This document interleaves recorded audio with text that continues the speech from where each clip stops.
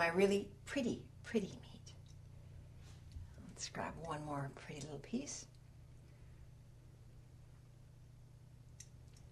But we need some sauce. It's no good without the sauce. And we're going to take some of the sauce.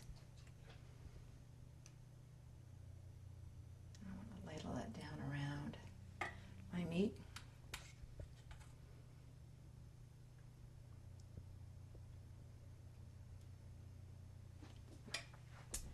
Clean my plate up a little bit. Put couscous in. Okay, and our sauce.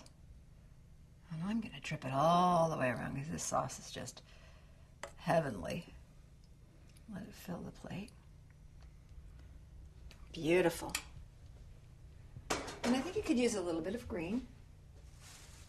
So I'm going to tear off a nice little bit of parsley because remember we have parsley in our couscous. Let's just set that right on top. Isn't that pretty? Ooh, that's so pretty. But you know what? I have to taste it.